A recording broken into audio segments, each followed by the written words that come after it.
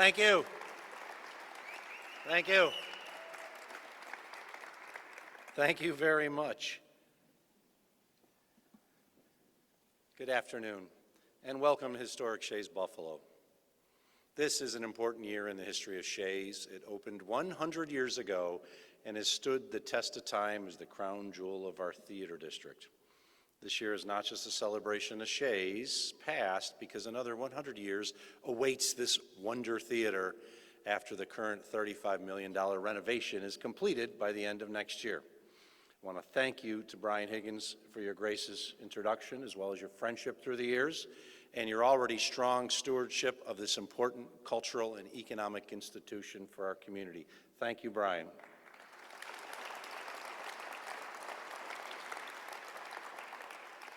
Erie County is proud to have supported Shea's through our cultural grant process, and thanks also goes to Governor Kathy Hochul for her unwavering support and continued belief in Buffalo's potential and the importance of our cultural institutions as essential drivers of our economy. Thank you also to Monsignor David LaPuma of Our Lady of Victory Basilica for today's invocation and for leading OLV through its own massive renovation, which just happens to be the Basilica's 100th anniversary as well. And Lindsay and I are very much looking forward to seeing you on June 12th. If you know, you know. As said, this is the 100th anniversary of the Basilica and Shea's, and there's a symmetry with both Shea's and OLV celebrating their 100th birthday this year. Both were built during Buffalo's heyday, survived difficult periods, and now stand as testaments to the strength of our community, beckoning others to come to this place we call home. Their history is in many ways a microcosm of Erie County's history. Proud edifices that survived tough times and now shine with the promise of a better future for all. I want to thank those wonderful young ladies that were here that led us in the Pledge of Allegiance. Unfortunately, they had to leave, but that is our future, and they did a wonderful job, so thank you to them.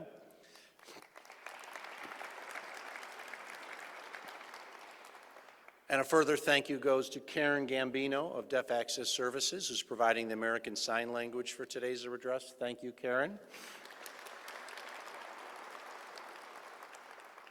And thank you to all of you in attendance or those watching elsewhere. Today, I'm pleased to provide this annual update on how our work is doing. In free governments, leaders act in service to the people. You've often heard me say that I have 950,000 bosses because I work for all of you, from our youngest residents to our oldest adults. County government is yours and works for you, representing everyone. And your participation in government is more critical today than ever. Since my administration's first day, our goal has been to create the best community we can and to leave the county in better shape than when we started. Not just by providing essential services, but by improving people's lives, our overall quality of life, and providing the programs and services the public wants to create a better, healthier, and more cohesive Erie County. As I will discuss in greater detail, by almost every measure we have accomplished those goals, and the state of Erie County is strong.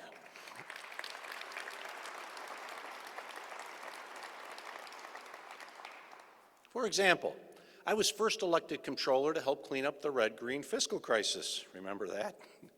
Back then, our credit rating was just one notch above junk bond status. When I took over as executive, our rating was better, but still multiple levels lower than today. I am proud to say Erie County's AA credit rating is the highest in modern county history. Thank you. The increase in our credit rating is important. We pay less in the long run for any borrowing, resulting in millions of dollars being saved. Now, it's not just our credit rating that is better. We now have the lowest tax rate in modern county history, which just happens to be the lowest of all 8 counties in western New York. This did not happen on its own. It happened because of a strong working relationship between my administration and the Erie County Legislature. I thank Chairman Tim Myers and the members of the legislature for working with me and my team to create this strong and financially resilient Erie County. Thank you all.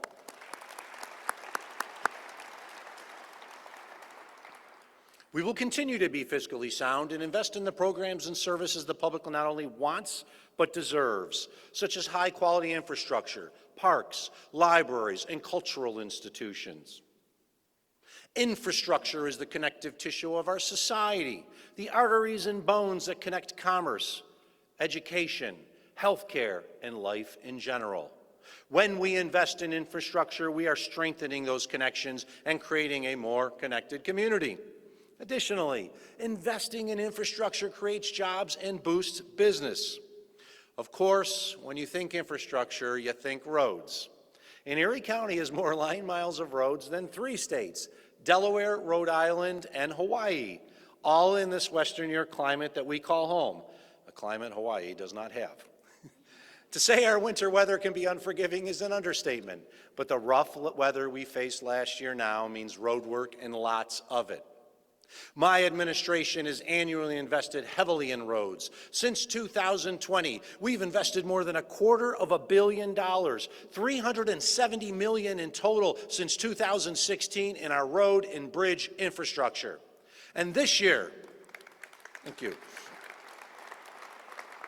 And this year, we will add to those figures by investing more than $50 million in our road and bridges countywide, reaching every corner of the county with big and small projects.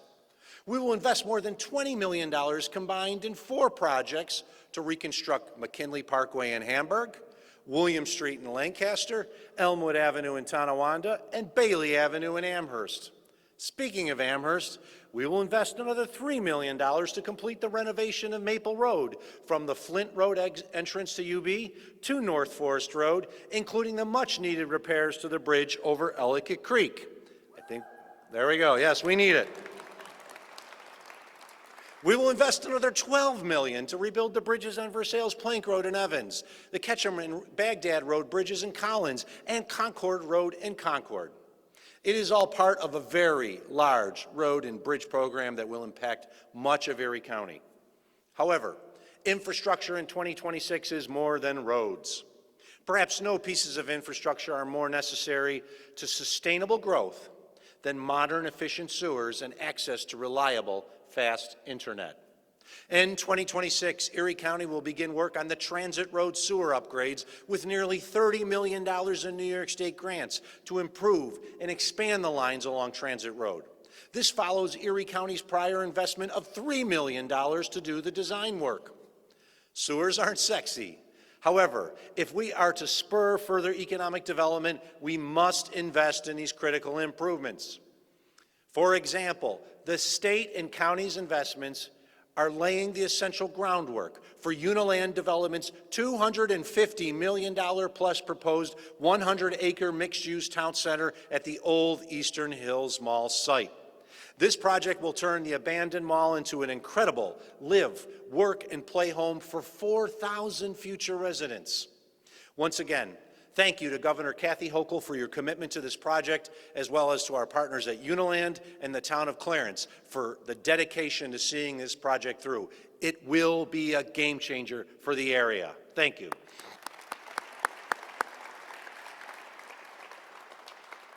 Likewise, we will begin the design of the Elma Industrial Corridor sanitary sewer upgrades with $500,000 in investment from New York State. These infrastructure improvements are expected to more than double the wastewater capacity for the corridor and spur further growth by Moog and Steuben Foods, 2 of the largest employers in our region.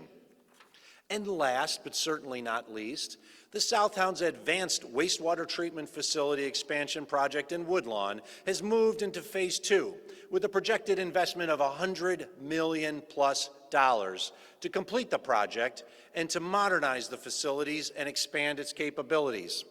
This is a very important project for the growth of our region, and because I've heard there's this new $2 billion project opening not too far away from the facility. You may have heard about it. Oh, that thing. These clean water investments help to protect our most precious natural resource, a clean Lake Erie. But they are not the only investments we must make. In today's information age, reliable internet service is essential to all. It fosters equality, eliminates information gaps, and levels all playing fields. The countywide ErieNet open access network is now entering its next stage, with contracts being negotiated with end users throughout the county. While the work has been methodical and painstaking at times, the need for world-class digital infrastructure, enabling people to reliably and quickly access services, is undiminished. One of the reasons it has taken longer to construct than we expect is we are required to clean up poles. Not that one, but ones that look like this. That's actually the power pole behind my house. It's a lineman's nightmare. Through years, quick fixes after storms have left it a Frankenstein monster of a pole. And think of all the poles that are like this across Erie County. Unfortunately, we are required to clean up poles like this before we can string our own lines. It has slowed down the process, but I am glad to say the work will be done this year. Thank you. Moreover, I am proud to announce GoNet Speed, one of the largest independent internet providers in the Northeast, and Cogent, a national telecom carrier, have each agreed to tap into the ErieNet service system to deliver final mile services to homes and businesses across Erie County.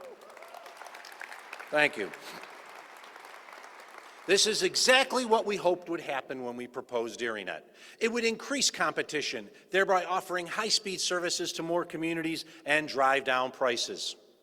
ErieNet is a significant part of the digital infrastructure that gives small businesses the tools to grow, students the ability to succeed, and families access to critical services.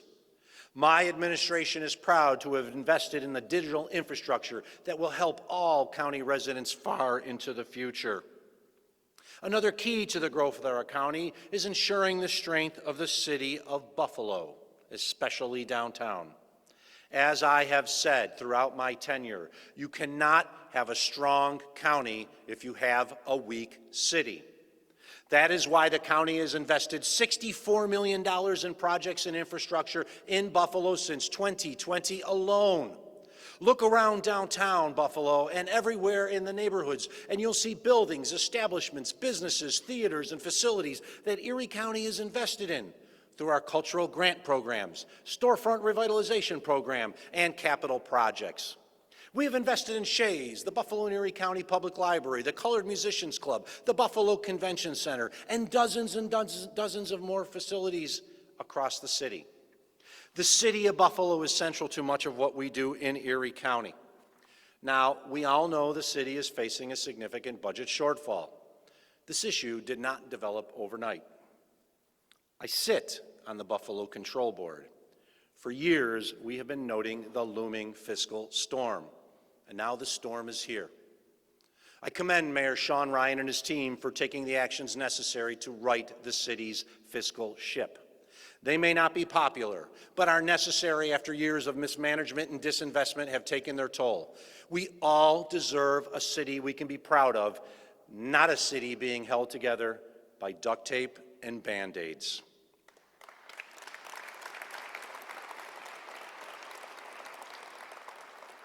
Erie County once went through a similar financial crisis and proved you can rebuild from rock bottom. Now it's the city's turn to do the same.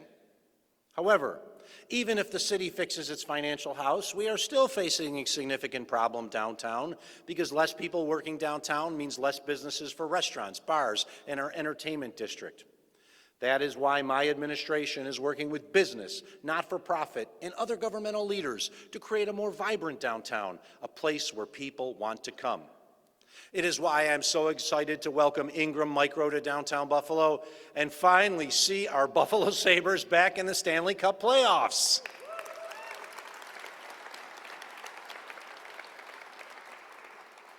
As a whole new generation is learning, nothing is as exciting as playoff hockey, both on and off the ice. Downtown is abuzz with activity, and we need to keep it that way. So, to our Sabres, good luck to you on your march to the Cup. And to the rest of us, let's keep up the work to ensure when people think of having a fun time, they think downtown first.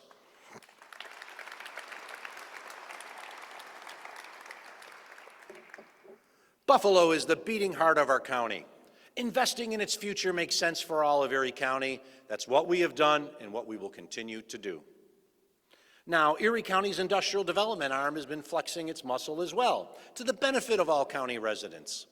In 2025, the ECIDA's actions incentivized 14 projects that will create $728 million in private investment, more than double last year's investment of $314 million.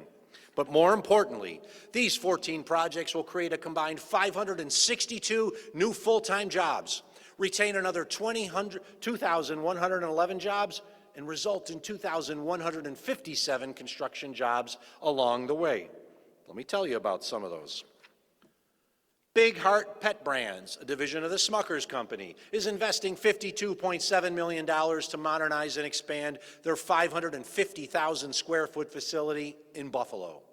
Eaton Mission Systems, a subsidiary of the Irish global conglomerate Eaton, will invest $21 million to expand its Orchard Park facility, ensuring the future of 453 full-time jobs while adding another 77. Fannenberg, a German company, will invest nearly $16 million to keep their North American headquarters here in Alden, creating another 23 new jobs in the process. EMA Life, an Italian company, was so pleased with the construction of its new $33 million North American headquarters facility in Tonawanda that it invested another $12.5 million to expand it immediately after they did the first part, adding another 40 jobs on top of the 30 that were recently created and the original 120 we had here. Finally, Abnex, a subsidiary of German conglomerate Nedex, broke ground on a $15 million renovation in addition to their advanced manufacturing plant in Buffalo, and they did it without a tax break. These are all the examples of the growth of our region, and in many ways, the last 4 projects are an example of the promise of America. Foreign companies, like people, want to be here. Michael Shea's family immigrated here for a better future, drawn by the promise of America, and we are all better for it. Eaton, Fannenberg, EMA, and Abnex could be anywhere else in the world, but they chose our county, attracted by our talent, work ethic, and the promise of a better future. The history of Erie County is but a sample of that promise. The Erie Canal brought millions of people to our community, many passing through, but all with aspirations of a better future for themselves. The American dream. Grain and steel mills harnessed the new power of electricity, built our region into an economic powerhouse. While our local economy has taken its blows, it has changed for the better by diversifying its economic sectors, such as a blow to one does not bring down the entire region. The proof is in the pudding. The gross domestic product of Erie County was $81 billion in 2024.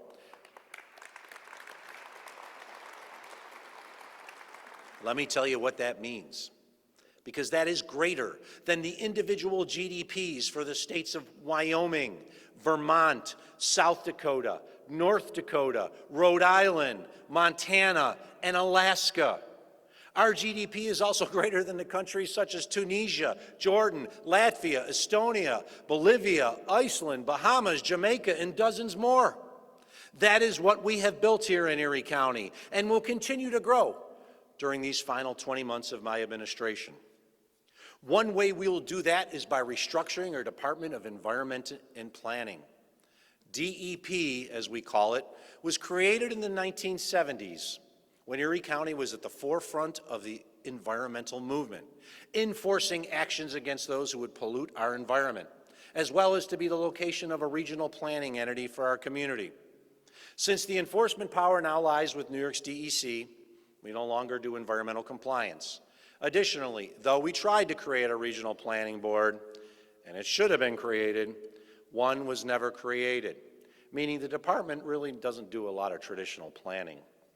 That's why I propose restructuring the department to focus on what it really does well, promote community and economic development. As such, I will work with the legislature to pass a local law to amend our charter and code to rename DEP to the Department of Economic Development and rename and restructure its divisions of planning, environmental compliance, and sewerage management, Who really wants to work for sewerage management? To the more appropriate divisions of economic development, climate resiliency, and clean water, respectively.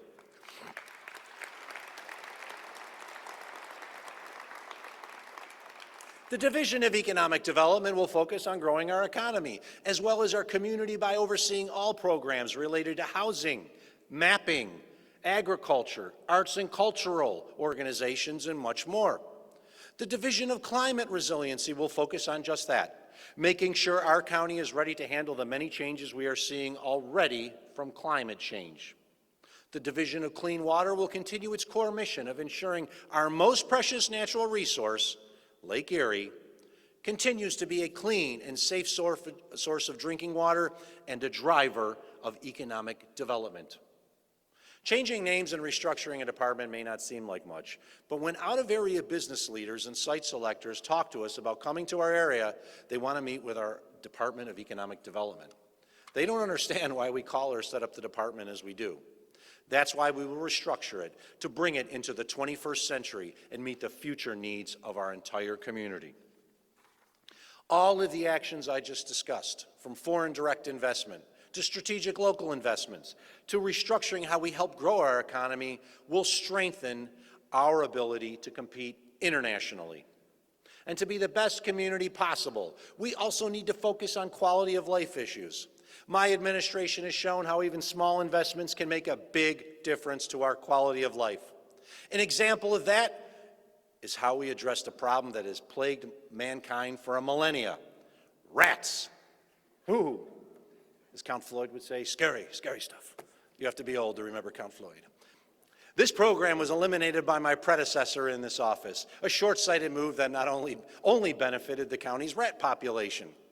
By that time I took office in 2012, rats were enjoying a field day, moving from municipality to municipality as there was no overall county entity in place to address the situation.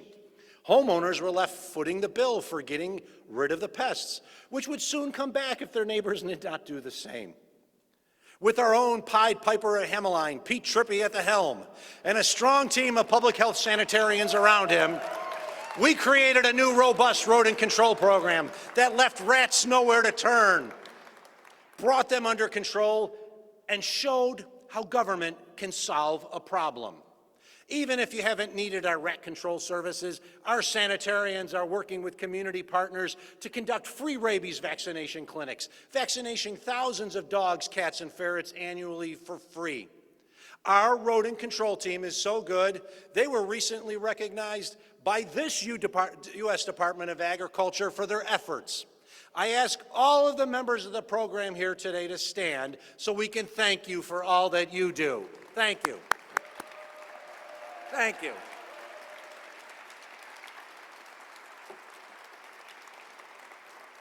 The rats didn't have a chance with them working. Thank you all. When it comes to the quality of life, our incredible park system is truly one of the best in the country. As we say, there are more than 10,000 acres for you to enjoy in your Erie County parks. Last year, we announced an addition to the inventory with the new Willowdale Park in Amherst, which will fill a hole in our system by being the first county park in our largest town. Today, I'm proud to announce we're engaged in conversations with the NFTA that will result in us taking ownership of 24 acres of land adjacent to Red Jacket Park in the city of Buffalo. This will more than double the size of Red Jacket Park, adding to the natural beauty of this park along the Buffalo River. Thank you.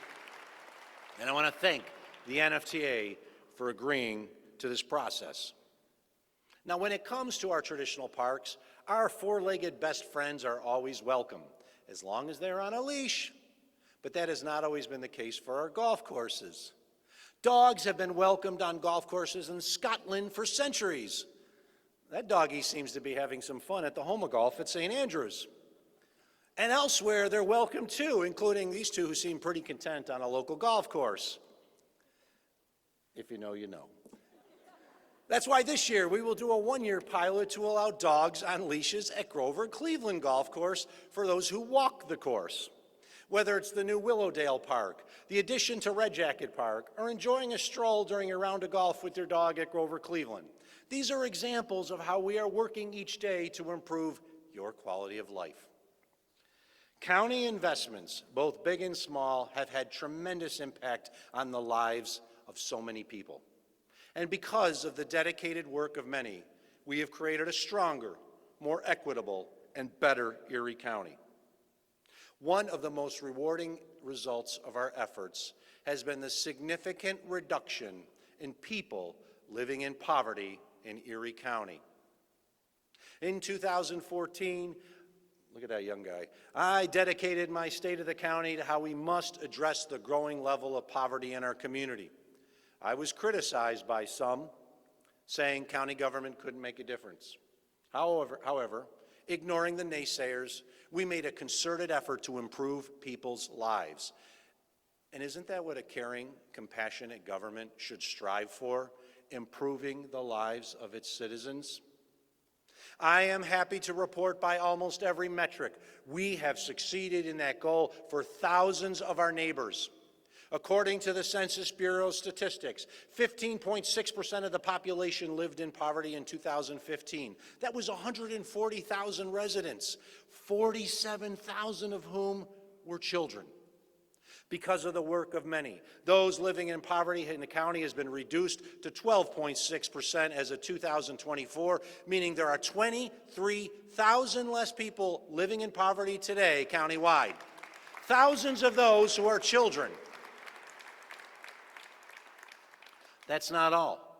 We saw a nearly 40% decrease in poverty for African Americans and a nearly 10% decrease for Asian Americans. And we see these changes within the county's social services department because the number of temporary assistance clients it helps has dropped by more than 1/3, from 32,000 at that time to 19,000 in 2025. While these decreases are a positive sign, we know poverty remains a reality for so many of our neighbors. That is why my administration, and especially the Department of Social Services, remain steadfast in our commitment to find ways to lift people out of poverty, and is proud to partner with the Community Action Organization of Western New York to implement a $12.5 million grant from New York State to reduce poverty in the city of Buffalo, the HOPE Initiative.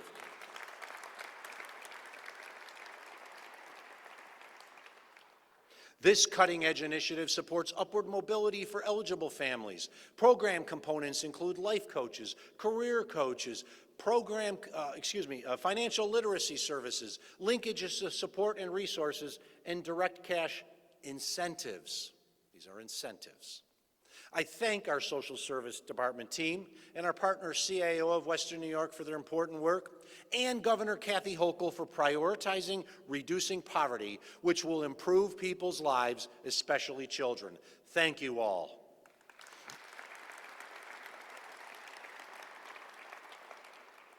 Reducing poverty among families and children helps them on a path to a better life. And a significant part of that process is ensuring access to an education tailored to a 21st century economy. Some of the most effective education begins early in childhood. Encouraging reading in children provides an opportunity to unlock their potential, stimulate their minds, and change their lives. With our partners, the New York State Office of Children and Family Services, the United Way, and Read to Succeed Buffalo, we brought Dolly Parton's Imagination Library Initiative to the county. This program sends a book each month to every enrolled child from birth to 5 years old. We've been able to provide books to more than 7,000 children countywide.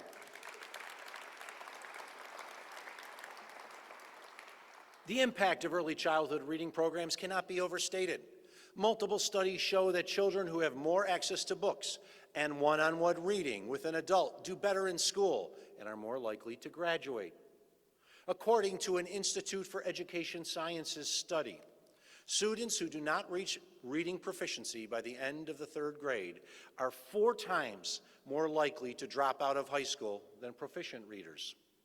This is a compounding issue because while the rate of poverty has dropped in general in Erie County, those who do not have a high school education, the rate of poverty has risen by nearly 5% since 2013.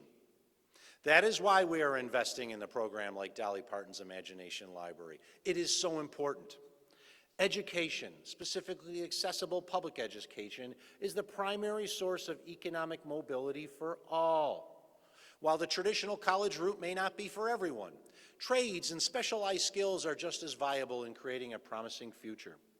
It is why my administration continues to work collaboratively with the Buffalo and Erie County Workforce Investment Board to build upon the success of the Erie County Healthcare Careers Grant Program, as well as our partners Erie One BOCES and, of course, SUNY Erie.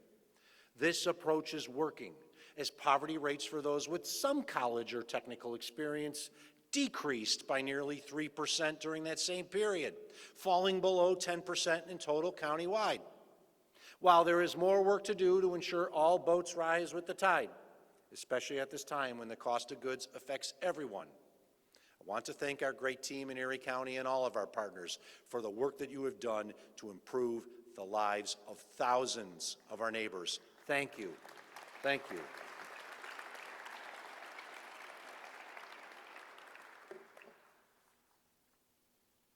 And we're not done yet. While we have reduced the number of residents living in poverty, there are still too many people living paycheck to paycheck. Sadly, while overall poverty has decreased countywide, one of the other groups that unfortunately experienced an increase in poverty is seniors. We also know that too many seniors are not enrolled in programs that can help them. We can alleviate many of their issues if we just enroll more seniors in the Home Energy Assistance Program, HEAP, and the Supplemental Nutrition Assistance Program, known as SNAP. AARP, don't take it from me, AARP estimated that 59% of SNAP-eligible seniors are not enrolled in the program. A similar high percentage of seniors eligible for HEAP do not participate in that program. We will address this by doubling our efforts to reach seniors across our community. While we have a strong local program administered by the Department for the Aging, we can and must do better. We will hold more outreach sessions where older adults are, senior and community centers, as well as invest in advertising to reach those seniors who do not go to those centers. Investing in a few dollars will go a long way to reducing an older adult's costs associated with food and utilities. But we know that even those who live above the poverty line are feeling the pinch due to the affordability crisis. There is no section of our country that is immune to the affordability crisis. It is everywhere. One of the driving factors is the increasing cost of housing. For decades, Erie County was known as a very affordable market to purchase or rent a home. While we are still affordable compared to many of our peer markets, there is no doubt the increasing cost of housing is preventing many young people from purchasing their first home. Add higher mortgage rates to the equation, and the average age of first-time home buyers nationwide is now 40. In 1991, it was 28. Erie County can help promote first-time home buying by making the purchase more affordable for the buyers.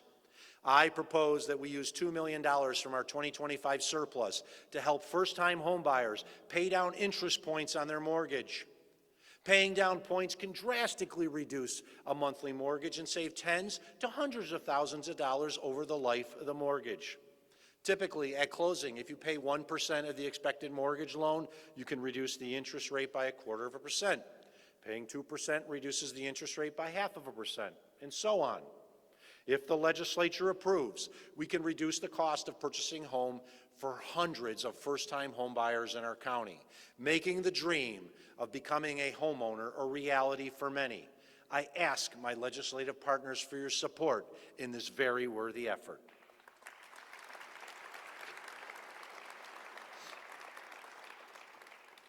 There is another way we as a community can address the housing shortage driving the affordability crisis. Build more multi-unit housing. Erie County has invested $6.5 million in the last few years to spur the building of more than 700 multifamily units countywide. We could do even more if many municipalities change their zoning codes, which presently prevent the construction of multi-unit housing in many of their developments. Too many suburbs only allow single-family housing. We need to get back to the mentality of building doubles and triples in neighborhoods where now we are only building single-family homes. Not only will this help alleviate the lack of housing, but it will help new home buyers afford their purchase by using the rent generated from the rental to help pay their mortgage. However, Erie County cannot effectuate this change on its own. The towns must. I call on town leaders, supervisors, and board members to work with the county to change your zoning codes to allow the construction of multi-unit housing where you now only allow single-family units. If you do this, we will help pay for your zoning reform through grants from the Department of Economic Development. This will help grow our town's population and tax base while also alleviating the housing shortage we face. This is truly a win-win for all. Thank you. Another leading cause of the affordability crisis is the increasing cost of utility bills. To combat these rising costs, Erie County's Eclipse program can help reduce household electricity costs by 10%. Eclipse partners you with a solar energy farm, resulting in you getting discounts on your monthly electric bill. And because you don't need rooftop solar panels, even renters can enroll. First started as a program for low-income individuals only, it has recently been expanded to all, regardless of income, providing everyone with the ability to reduce their electric bills while promoting a clean, renewable energy source. In addition, if you are a low to moderate income household, Eclipse can be paired with the Home Energy Assistance Program and Empower Plus to go even further in helping reduce your electric bill. Let's get more people enrolled, which will thereby save our constituents lots of money annually. I know we can do it, and we will.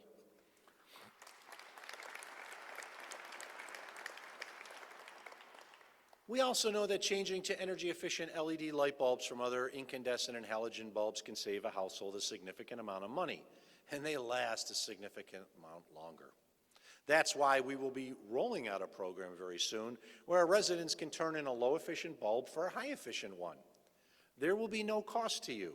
We will buy the bulbs in bulk, and then you get them for free, as long as you give us the old one, and enjoy the long-term savings that will benefit and inure to you. And more on this program will be announced very soon. To further help alleviate the affordability crisis facing many of our neighbors, and to address food insecurity, we will strengthen our Find Fresh and Farm to Families programs. Did you know that residents can text Find Fresh to 898-211 or visit 211 Western New York for a database of nearby healthy food options, including mobile food markets offering free produce? You can. And we will work harder to ensure more people know of this important program. And thanks to a $1 million state grant, our Farm to Fresh program has been delivering boxes of locally grown food to 400 families at 23 child care centers across the county. But we can do better. I propose the county doubles the amount through its own $1 million contribution to serve another 400 families annually. These programs are critically important for ensuring families who are the most vulnerable to food insecurity have access to nutritious food. Another bonus of both programs is they benefit our local agricultural producers who can market directly to an eager local audience. In this way, we are boosting both our agricultural sector and the nutrition of local families while helping to reduce their costs. Providing nutritious food promotes a person's health. And when it comes to health care, we understand navigating the healthcare system can be a maze. That is why we will build upon our recently announced Nurse Navigator program to guide patients through the healthcare system and care transitions.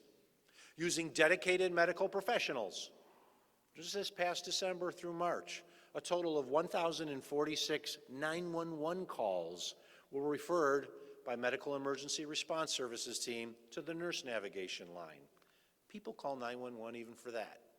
The Nurse Navigator program successfully moved about 1/3 of those cases out of the 911 system. We know we can help thousands of more residents address their health care needs and take them out of the 911 system. It's another service the county provides for our residents who need help with their health care but are unsure where to turn. It's also a good example of how your county government works for you. To further combat access and health care issues, the Erie County Office of Health Equity is proud to announce the Health to Your Home pilot program to enhance chronic disease education and prevention for more than 2,000 Erie County households. We do this by providing blood pressure cuffs and pulse oximeters, as well as training to community members to help manage their health.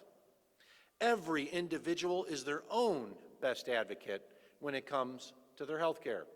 And by providing education and tools to be better monitors of our own health care, we are building an overall healthier community. And yet, even with the good work done by my administration, new challenges and barriers to health care access are being created in Washington. As I have said repeatedly during this past year, the big, ugly bill targets the most vulnerable members of our society with massive cuts to health care and Medicaid.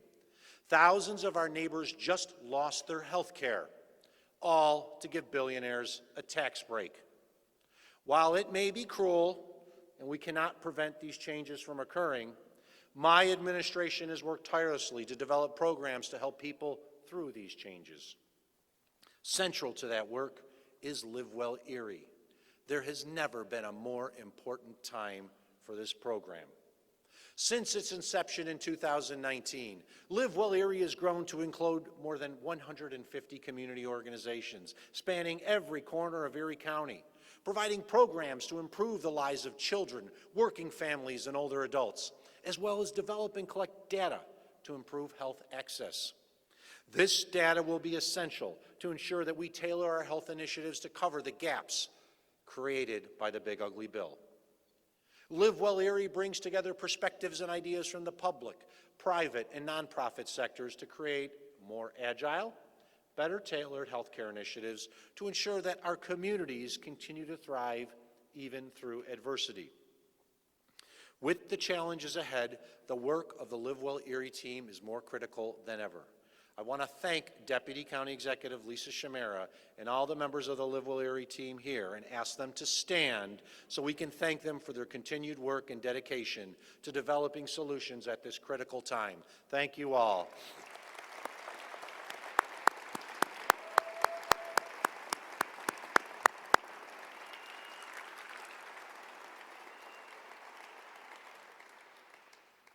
And to achieve even better health outcomes, we will take the information we gather from our Envision Erie survey to chart our future course.